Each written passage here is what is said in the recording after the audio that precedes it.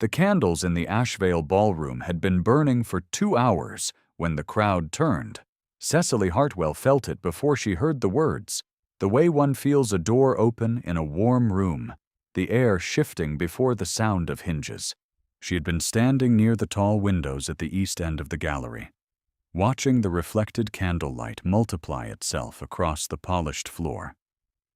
When the conversations nearest her seemed to pause and reconfigure, guests turning by degrees until she was the thing they faced.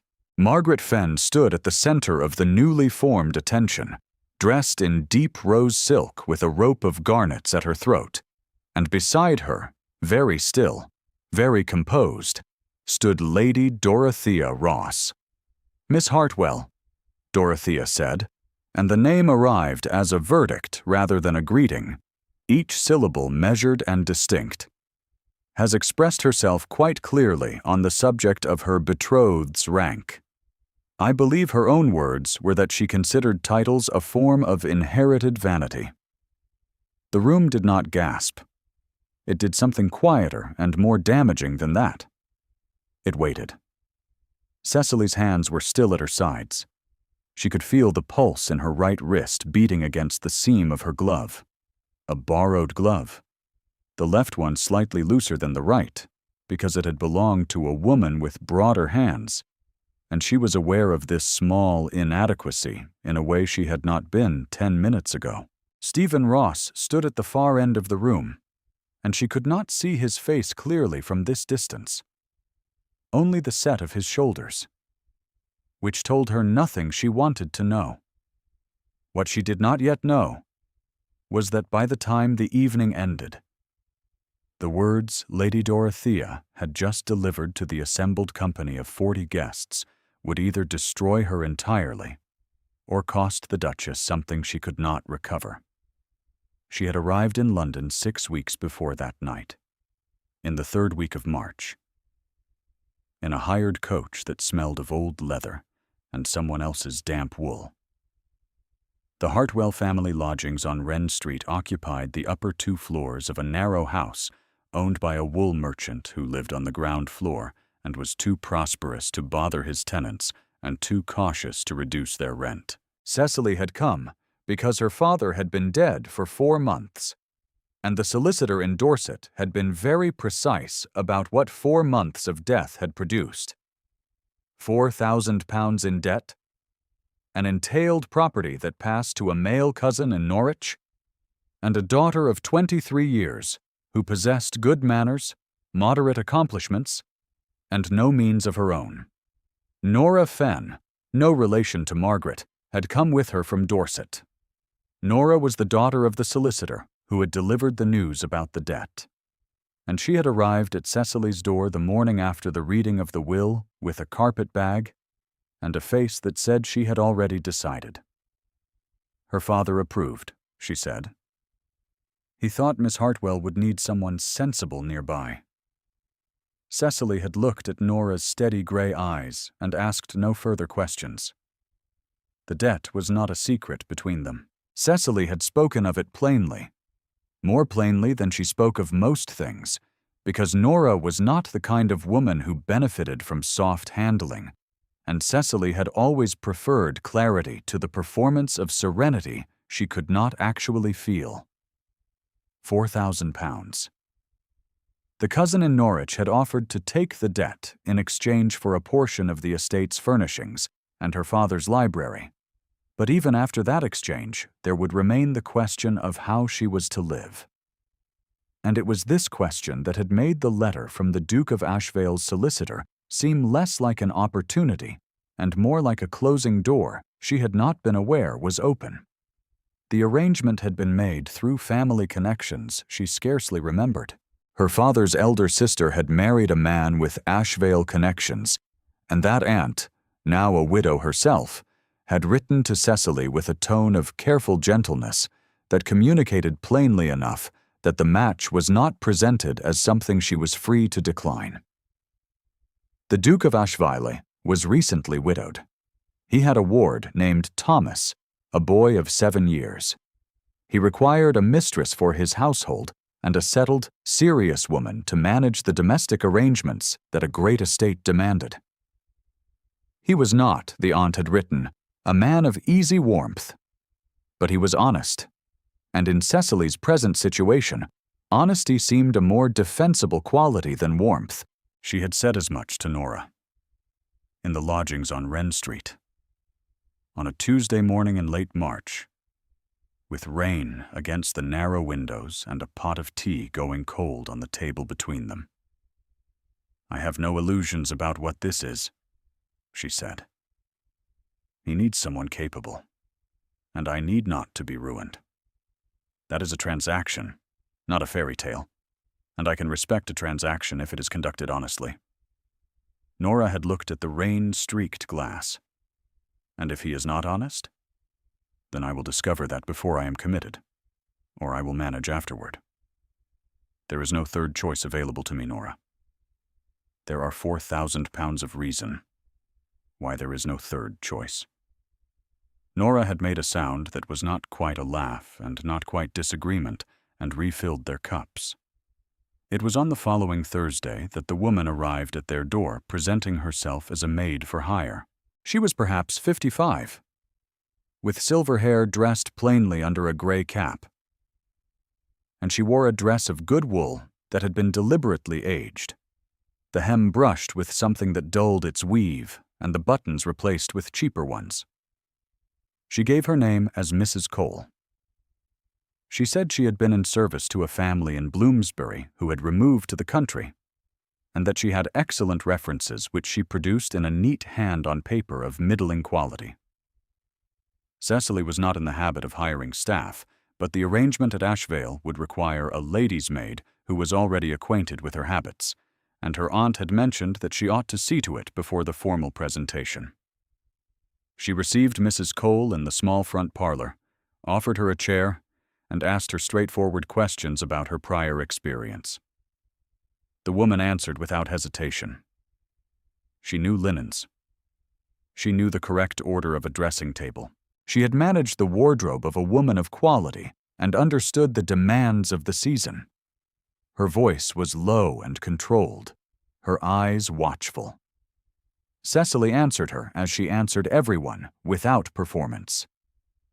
She showed her the 2 gowns she had that were serviceable for the season's events, pointed out the one that had been retrimmed twice and would need careful pressing to hold its shape, and said plainly that she had limited means and would not pretend otherwise. She did not mention the Duke by name.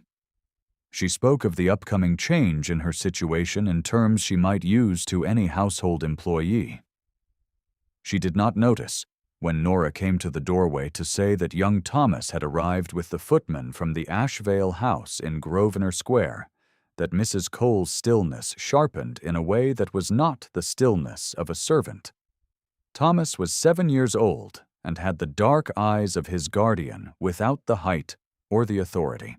He had been sent, it seemed, with a message from the solicitor regarding the formal betrothal arrangements, and the footman who accompanied him, a tall man named Price, who had been in Ashvale service for a long time, and had the manner of a person who understood the weight of his position rather too well, had decided somewhere between Grosvenor Square and Wren Street that the boy's coat needed straightening, and that this adjustment required the kind of grip on the child's collar that left no room for the boy to breathe or move. Cecily crossed the room before she had decided to cross it.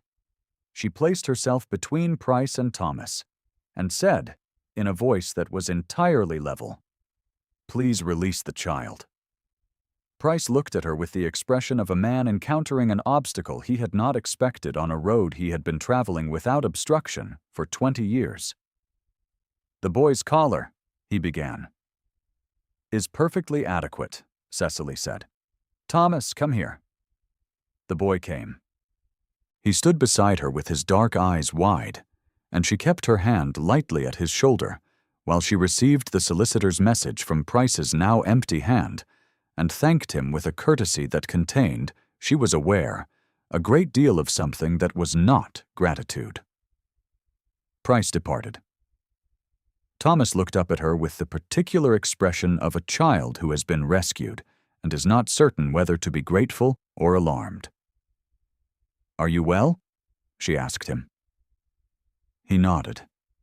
And then, because he was 7, he said, "He always does that." "Not while I am present," Cecily said quietly. She did not see the door to the corridor standing an inch open. She did not see Mrs. Cole's face in the gap, the silver-haired woman watching with the particular quality of stillness that belongs to a person who has just had a private calculation revised against their will. She did not see the calculation arrive, or the way it settled, hard and certain behind those watchful eyes. Mrs. Cole departed shortly afterward with the explanation that she had another situation to consider. Cecily thought nothing of it. Nora watched her go from the landing window and said afterward only that the woman had walked to the corner with a stride that did not belong to someone uncertain of where she was going. If you have been watching this story unfold, you may already sense the shape of the trap that was closing. Leave a thought in the comments, if you like, about what Cecily could not yet see. We will return to that in a moment. The formal betrothal dinner at Grosvenor Square came 8 days later. Cecily wore the better of her 2 gowns, the one that had been retrimmed only once, in a deep blue that had faded slightly at the sleeves, but held its dignity in candlelight. Stephen Ross received her in the drawing room with a correctness that she recognized as the furthest extent of his warmth.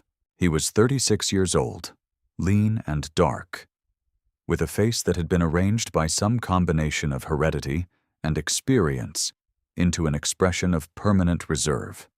He spoke in complete sentences and did not waste them. He asked about her journey from the lodgings. She answered. He asked whether she had any questions about the arrangements. She said she had a few and asked them plainly. The nature of her responsibilities toward Thomas, the expected schedule of the household at Ashvale, and whether there were particular domestic economies she should know about before assuming the management of them. He answered each question with the same completeness with which she had asked them. Lady Dorothea was present at dinner, arranged at the head of the table with Margaret Fenn to her right. Cecily had not previously known that Margaret Fenn was a guest, though she understood immediately upon seeing her that she had been invited with intention. Margaret was 20, with a clear complexion and the easy confidence of a woman who had been told since childhood that her presence in a room was welcome. She spoke warmly to Stephen, called him by a shortened form of his name in the easy manner of long acquaintance, and addressed Cecily once, at the fish course, with a smile that was technically polite. Dorothea watched the table with the attention of a woman running a household, which was to say the attention of a woman running an argument she had not yet been required to make aloud. Stephen walked Cecily to the door of the carriage at the evening's end. He stood in the cold March air without his greatcoat, apparently indifferent to the temperature, and said, "I hope the evening was not disagreeable." "It was not," Cecily said. "Your ward has very good manners for a child whose guardian speaks so little at table." Something shifted in his face. It was not a smile. It was the thing that exists in the moment before a smile is permitted, held precisely at the threshold. He handed her into the carriage with a touch so correct and brief she might have imagined the warmth of it through both their gloves. She did not sleep easily that night. Not because of the debt, which she had long since made her peace with as a fact, but because of Thomas's dark eyes and the way the evening had unexpectedly produced a warmth she had not been prepared to feel. It was the evening with Thomas and Price that had already changed something in Stephen Ross that he would not name aloud for another month. He had returned to Grosvenor Square that afternoon to find the footman in the entrance hall with the flushed and particular look of a man who had been recently corrected and had understood before asking a single question that something had happened. Nora, collecting Thomas's hat from the hall stand, had told him the substance of it in 3 sentences. He had walked to the library and stood at the window for a long time, his hands behind his back, looking at the garden below. He had been married once before. Eleanor had come to Ashvale at 19, cheerful and entirely unprepared for the demands of a great house or a husband who did not know how to be easy. She had been ill through the second winter of their marriage, a cold that had settled into her chest and refused to leave. He had called 3 physicians, each of whom had been certain and each of whom had been wrong. And by the spring she was gone. And Thomas, who was not their son but the child of a cousin lost on the continent, had come to the house as a ward, and had been there ever since, absorbing his guardian's silences and occasionally, despite himself, producing a small, spontaneous sound that was almost laughter. Stephen had watched Thomas with Cecily from the doorway of the hall on one occasion at the betrothal dinner and found himself unable to look away. The boy had brought her a pressed leaf from the garden, apparently having located it in his coat pocket where it had been residing for some days without purpose. She had received it with the attention one gives a gift of value. Thomas had stood beside her with his shoulders relaxed in a way they rarely were when Price was anywhere in the room. Stephen had known, with the particular knowledge that arrives in the body before it reaches the mind, that he had been right about her. He did not know yet that this knowledge was about to be used against him. The betrothal ball at Ashvale was scheduled for the second Friday of April, 40 miles from London. The house opened and aired for the occasion. 200 candles in the gallery chandelier. 40 guests in the rooms he had not opened since Eleanor's last winter. He had made the arrangements because the solicitor had said they were customary, and because Thomas had asked whether there would be dancing. Cecily arrived in the afternoon, with Nora beside her, in a hired coach. She had borrowed a gown from her aunt for the occasion, cream silk with a narrow border of blue thread at the hem, and it fit better than the borrowed gloves. She was shown to her room by a housemaid named Bess, who was round-faced and apparently determined to be kind to her, and she stood at the window of that room for a few minutes, looking out over the formal garden toward the kitchen garden wall, thinking that if she were ever truly mistress here, she would ask for a gate in that wall, so the path between the two was shorter. The ball began at 8. Stephen stood at the entrance to the gallery in the correct formal position, spoke to each guest, and did not look at her from across the room in any way that could be observed, which meant he looked at her frequently in ways that could not quite be observed, and which she felt as a warmth at the side of her face each time. It was at 9:30 that Lady Dorothea moved. She had positioned herself near the tall windows on the east side of the gallery, exactly where Cecily had been standing a moment before, and she had Margaret Fenn at her right hand, and 2 of the older dowagers from the county families arranged at her left. And when Cecily crossed the room toward Nora, Dorothea's voice rose into the air with the carry and clarity of a woman who had spent decades making herself heard in large rooms. Miss Hartwell has expressed herself quite clearly on the subject of her betrothed's rank. I believe her own words were that she considered titles a form of inherited vanity. The room waited.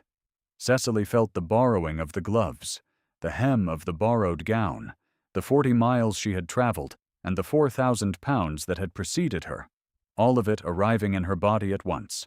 Stephen was at the far end of the room. She could not read his face.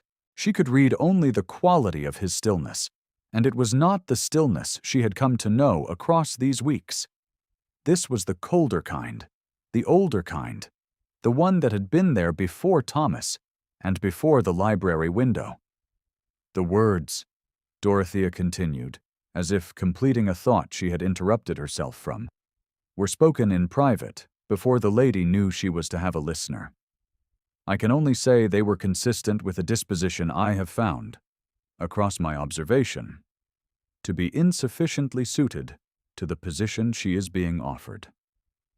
Cecily understood then. She understood the gray cap. She understood the dressed-down wool and the replaced buttons. and the paper of middling quality. She stood in the center of the gallery with 40 pairs of eyes and the borrowed silk of her aunt's gown, and understood exactly what had been done and what it had cost. The dismissive label arrived from a second direction within the minute, from the older woman to Dorothea's left, a Lady Fenwick whose connection to the family was distant, but whose attachment to the hierarchy was not. A provincial, then? With provincial, plain speaking. I had heard as much. Poor thing. What Cecily felt in the following 30 seconds was not despair. It was something colder and more precise than despair, the recognition that she had been deceived into honesty, and that her honesty had been reshaped in the telling into something it had never been. She had not said titles were a form of inherited vanity. She had said that she could not be expected to love a title the way she might love a man, and she had said it to Nora, in their own lodgings, in the context of her own private doubt.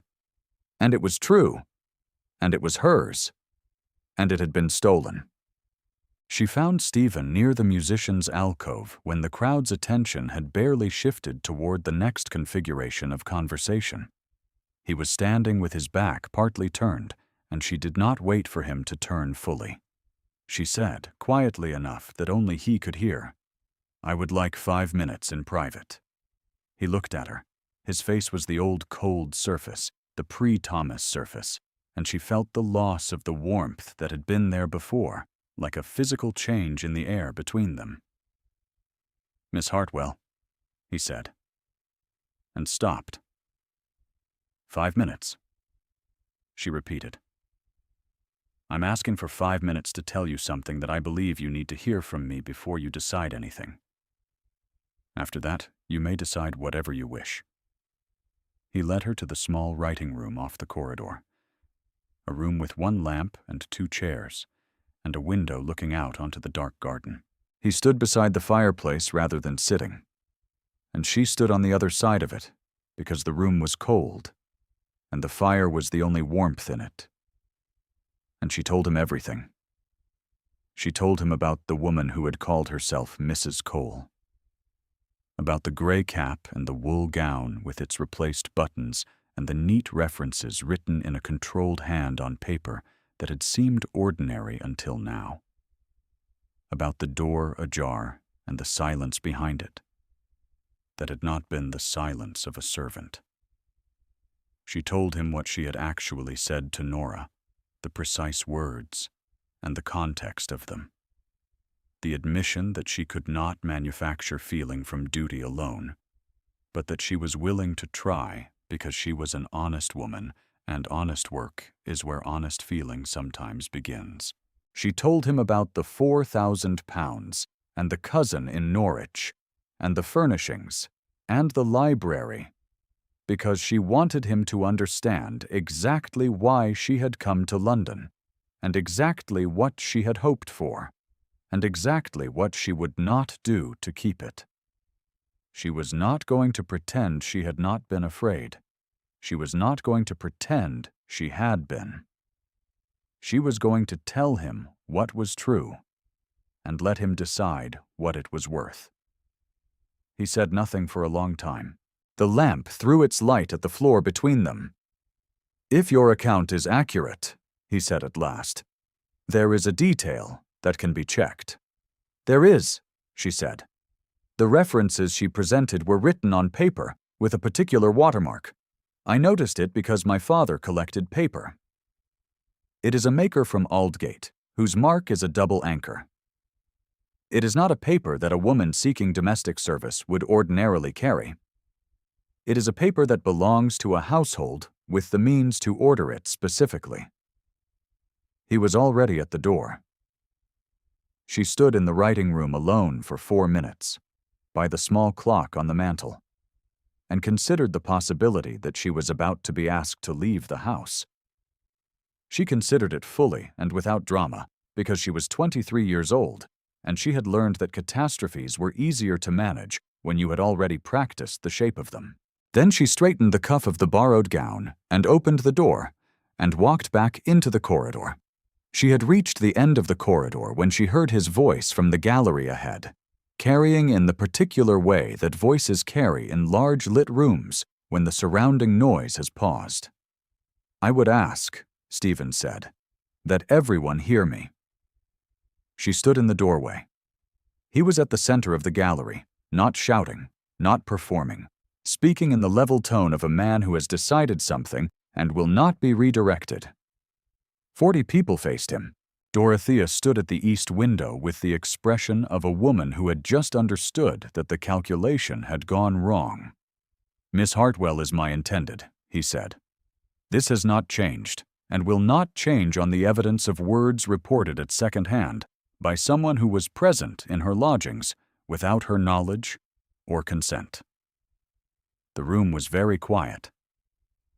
"The paper in question," he continued, and he held up 3 sheets, the references that the woman called Mrs. Cole had produced on Wren Street. The double anchor watermark, visible even at this distance for those who knew to look, came from the Ashvale household's own supply. Dorothea made a single sound. It was almost nothing.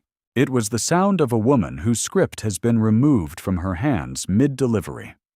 "I am grateful," Stephen said, and his voice carried something now that Cecily had not heard from him in any conversation they had had, something unguarded and entirely intentional.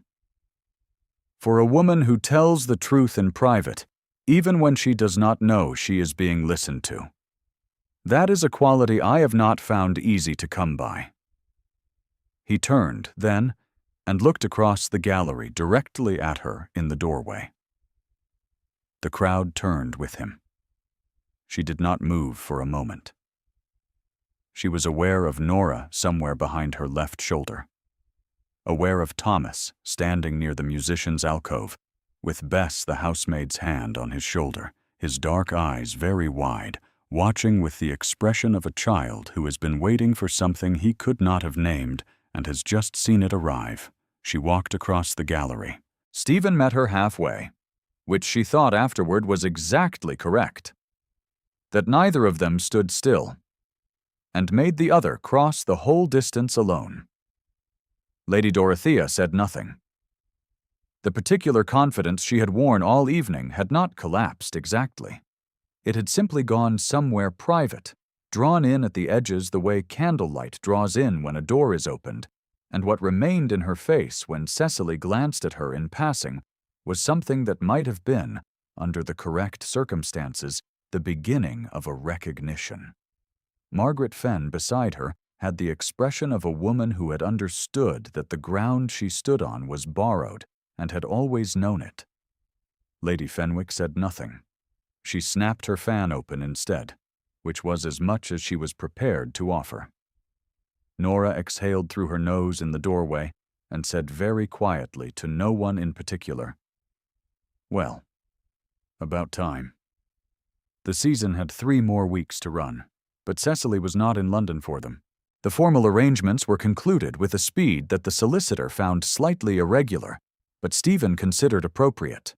The debt of £4,000 was attended to in the settlement, with a directness that asked for no gratitude and received none, because Cecily had been clear that she intended to manage the Ashvale accounts herself, and that economies made by a capable woman were worth more to a household than the absence of a debt, which was simply an absence. The solicitor had written that down. Thomas had asked, on the afternoon of the betrothal morning, whether she was going to stay. He had asked it with the particular directness of children who have not yet learned to cushion the questions that matter most. "Yes," she said. He had accepted this with a nod and returned to the book he was reading, which was a natural history of English birds. 2 pages later he had looked up and said, "Price has been replaced." "I know," she said. "Good," he said, and went back to the book. She had smiled at that, at the top of his dark head, the way he had his guardian's hair and his guardian's economy with words, and none, she thought, of the cold distance that years of managing grief had built around them. He was still young enough to be saved from that. Ashvale, in its winter form, was a different house from Ashvale in its April ballroom dress, stripped of the hired musicians and the extra footmen and the 200 candles, and restored to the quiet, specific weight of itself. The kitchens running in the early morning, the library open to anyone who chose to use it, the garden gate she had asked for installed in the kitchen garden wall by a carpenter named Owen, who had done it in 2 mornings without ceremony or comment. There was a thing that happened on evenings, that first winter, that Cecily had not anticipated and did not have an adequate name for. The 3 of them, herself and Stephen and Thomas, would collect in the library after supper. The fire built up by Bess before she went to her own evening, and Thomas would read his natural history aloud in his grave, careful voice, and Stephen would sit at the writing desk and appear to work, and Cecily would sit in the chair by the window with whatever mending needed doing, and the room would exist in a quiet so complete and unforced that it felt less like the absence of sound and more like the presence of something that had been very long arriving. She had not expected to feel anything like ease so soon. She had prepared herself for patience, for the careful measured accumulation of regard that comes when 2 people who have chosen practically begin to discover each other from the inside out. She had not prepared for Thomas's reading voice, which was deliberate and slightly too loud, and occasionally stumbled over the Latin genus names in the bird entries and pressed forward anyway. She had not prepared for the evenings when Stephen put down his pen and listened without acknowledging that he was listening. The moment she thought about afterward, the one that seemed to contain the others, was a Tuesday evening in December, when the snow began against the library windows. Thomas had fallen asleep in the chair nearest the fire with the bird book open across his knees, and she and Stephen sat in the particular silence of 2 people who have been listening to a child read and have both just become aware that the reading has stopped. The snow fell in the window behind her, visible at the edge of her sight, and Stephen looked at her across the room with the expression she had been watching arrive in pieces across 8 months, the expression that said he had stopped deciding whether to feel what he felt and had begun simply to let it exist in the open air between them. She thought of the gray cap and the replaced buttons and the paper with the double anchor that had been pressed into a false hand and delivered as pretended humility. She thought of 40 miles and 4,000 pounds and a door open an inch in a corridor on Wren Street. She thought of Thomas asking whether she was going to stay, and of the precision with which she had answered him. She looked back at Stephen and held the look and did not look away. Thomas slept in his chair. The snow continued. The fire needed no attention. She was home. If Cecily's story moved you, leave a comment with the moment that stayed with you longest. Every story on this channel is written with the same care, and your company here means a great deal.